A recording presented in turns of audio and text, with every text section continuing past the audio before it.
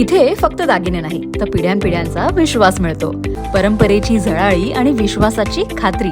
Kailas अडगावकर jewellers, Datta मंदिर bus stop, Nashik road. Auto रिक्षातून प्रवाशांची लूट करून दरोडा घालणारे आरोपी 24 तासाच्या आत आडगाव पोलीस ठाण्याच्या ताब्यात. याबाबत पोलिसांनी दिलेल्या माहितीनुसार 5 मार्च 2026 ला नांदूर नाका येथील एका वाईन शॉप समोर रिक्षा स्टँड येथून रिक्षात बसलेल्या व्यक्तीला निलगिरी बाग येथे सोडतो असं सांगून रुद्र फार्म समोर निर्जनस्थळी नेऊन चाकूचा धाक दाखवून मारहाण करून मोबाईल आणि पैसे चोरून नेल्याचा गुन्हा दाखल झाला.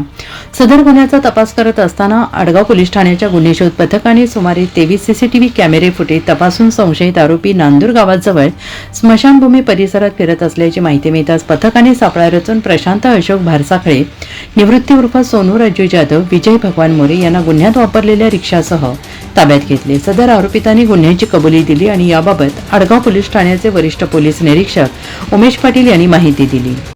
दिनांक 5 मार्च 2026 रोजी आमच्याकडे फिर्याद द्यायला प्रदीप धोडाई कुमार हे आले होते. त्यांनी अशी फिर्याद दिली की ते रिक्षा स्टँडवर नांदूर नाका येथे उभे असताना एक पांढरा हुड असलेली रिक्षा आली आणि त्याला कुठं जायचं विचारलं. तो म्हटला निलगिरी बागेकडे जायचंय. त्यानुसार तो त्या रिक्षामध्ये बसला आणि काही अंतरावर गेल्यावर रिक्षा चालक आणि त्याच्यासोबत इतर 2 यांनी रिक्षा निर्जनस्थळी रुद्र फार्मकडे वळवली आणि निर्जनस्थळी नेऊन त्याच्याकडील मोबाईल फोन आणि 4000 रुपये हिसकावून घेतले आणि त्याला उतरवून हाकलून दिले. अशी फिर्याद आल्याने आम्ही पोलीस स्टेशन आडगाव येथे गुन्हा दाखल केला, रॉबरीचा गुन्हा दाखल केला आणि गुन्ह्याचा तपास सुरू केला.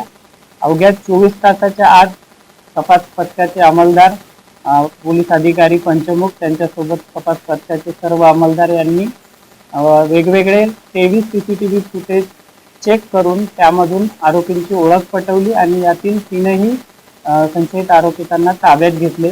त्यांच्याकडील चोरीला गेलेला मुद्देमाल, मोबाईल फोन,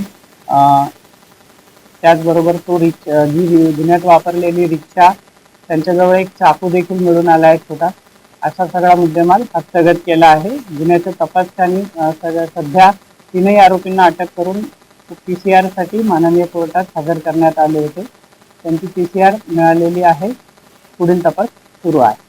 सदरची कामगिरी पोलीस आयुक्त संदीप कानिक, पोलीस उपायुक्त मोनिका राऊत, सहाय्यक पोलीस आयुक्त शेखर देशमुख यांच्या मार्गदर्शनाखाली आडगाव पोलीस ठाण्याचे वरिष्ठ पोलीस निरीक्षक उमेश पाटील, सहाय्यक पोलीस निरीक्षक निखिल बोंडे, पोलीस उपनिरीक्षक विकास पंचमुख, पोलीस हवालदार दादासाहेब वाघ, इम्रान शेख, मनोज परदेशी, निलेश काटकर, शिवाजी आव्हाड देसाई, पोलीस अंमलदार सुमित शिंदे, शक्ती पेंढारकर, मनोज मोरे, अक्षय गोसावी, रवींद्र लिलके, दीपक भुजबळ, अमित पवार, महिला पोलीस हवालदार वैशाली बच्छाव आदींनीही कारवाई केली आहे.